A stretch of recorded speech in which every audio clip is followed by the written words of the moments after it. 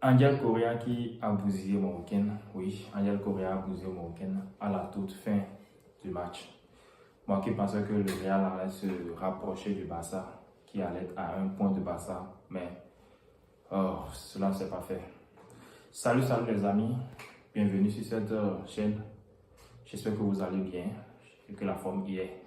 Si à travers cette chaîne vous me découvrez, je vous invite à vous abonner, à liker la vidéo, à la partager à vos amis pour être sûr de ne pas rater nos prochaines publications sur les débriefs de matchs de Liga, sur la Ligue des Champions, sur les chocs de la Première Ligue. Alors, ce soir, nous allons parler de débrief du Real Madrid et l'Atlético.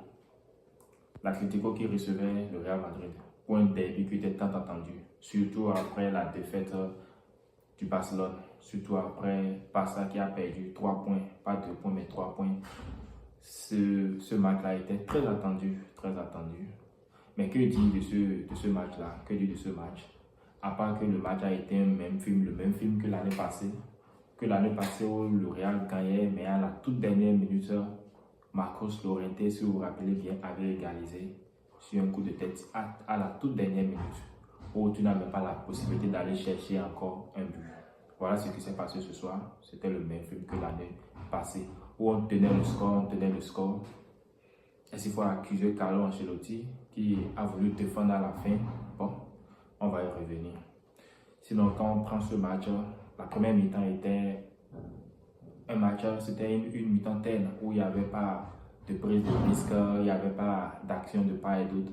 Je dirais peut-être qu'il y avait même un tir cadré de part et d'autre où chaque équipe attendait, où les équipes ne voulaient pas se découvrir, les équipes ne voulaient pas prendre de risques.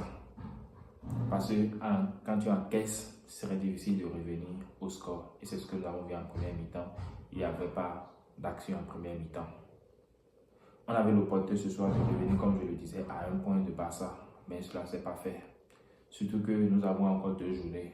2 journées, après quoi on aura le Classico. Est-ce que nous sommes sûrs de pouvoir gagner le Classico avec l'effectif, je ne dirais pas l'effectif actuel, avec le match que nous proposons actuellement?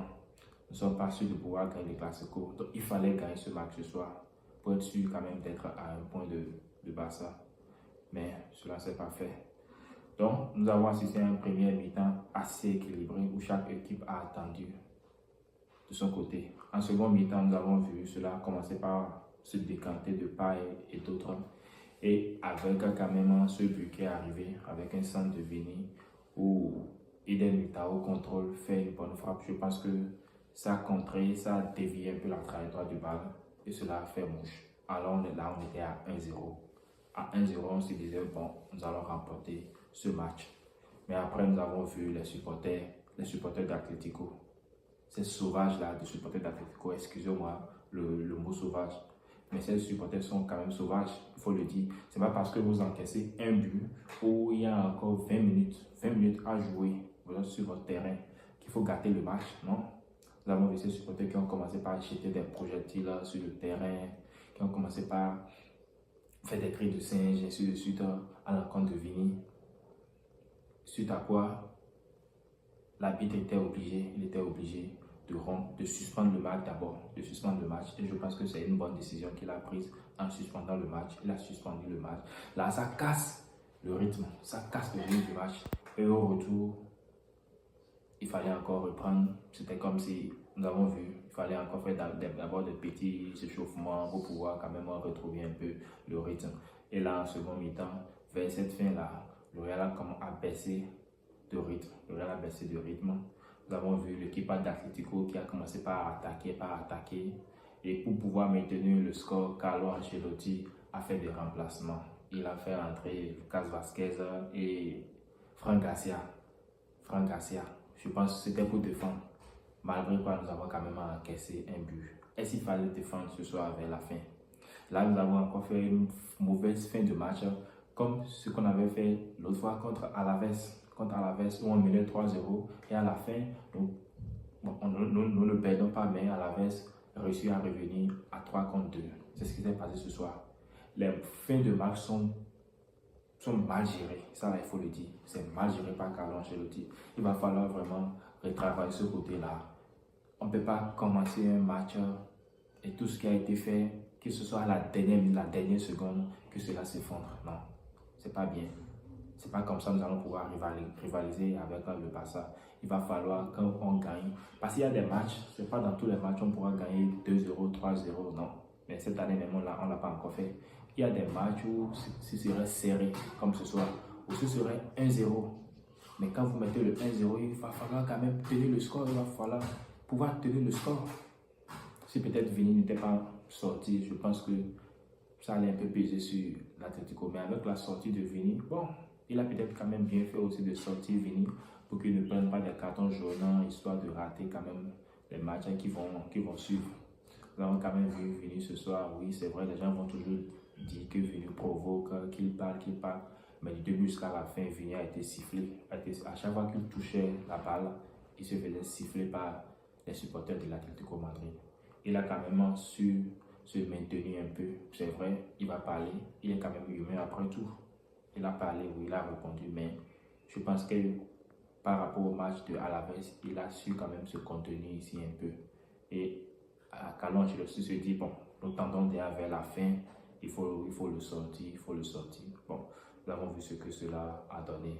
Bellingham a bien joué aujourd'hui. Je pense même que s'il y a quelqu'un qui sort du lot, c'est Bellingham. Il a essayé les matchs et il a fait beaucoup d'efforts à l'attaque comme aux défenses, accompagné de Valverde qui a répété des actions, Mais aujourd'hui, on n'avait pas un neuf, il n'y avait pas un neuf devant. Mbappé n'était pas là. Si Mbappé était là, bon, c'est pas ce que cela aurait donné.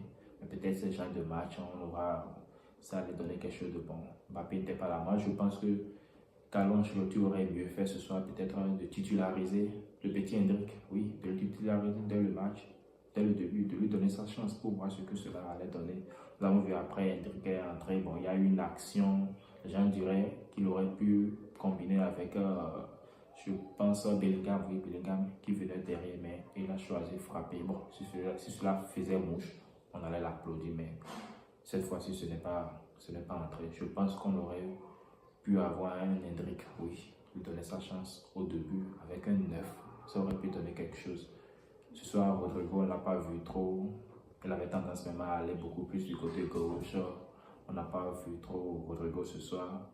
Vini également pas trop, à part l'action bon, où il a centré, cela a permis à Eden Militao de marquer, sinon il n'y avait pas grand chose ce soir. Le match était assez serré quand même. Le match était assez serré où on ne voulait pas perdre des points de part et d'autre. Je pense que ce match de parité partout, ça fait l'affaire du Barça. Ça fait l'affaire de Barcelone qui perd le match contre Osasuna, mais qui, là, on voit qu'il n'a pas perdu grand-chose. Le Real gagne seulement un point. Bon, c'est quand même pas mal aussi. Pour le Real, on va se dire qu'on s'est rapproché un peu de Barça. Désormais, ce n'est plus 4 points, mais désormais, c'est 3 points. Mais il faut dire qu'il y a un Classico. Qui va gagner le Classico? Ce serait nous ou bien le Barça. Si jamais le Classico ne gagne pas le Barça, il faut dire que ça fait 6 points. Ça fait 6 points. Donc, moi, je pense que vraiment, ce soir, nous avons merdé. On devait gagner ce match. Cela ne s'est pas fait. On verra quand même dans la suite. Quand Mbappé va revenir, quand Camavinga également va pouvoir commencer les matchs, on verra ce que cela va donner. Selon ce soir, vraiment très déçu de la fin de rencontre, Bon, on ne peut rien, c'est le football. Bon, le mec, il n'y avait pas grand chose à dire sur ce match, comme je l'ai dit. Nous sommes déjà à la fin du débrief. Nous allons voir les 2 prochaines journées, ce que cela donnera avant le Classico. On espère au Classico quand même pouvoir gagner pour revenir à hauteur de Barcelone pour que la Liga soit effectivement relancée. Alors les amis, nous sommes à la fin. N'hésitez pas à vous abonner, à liker la vidéo, à la partager à vos amis. Sur ce, prenez soin de vous, prenez soin de vos entourages. Ciao, ciao, à la prochaine.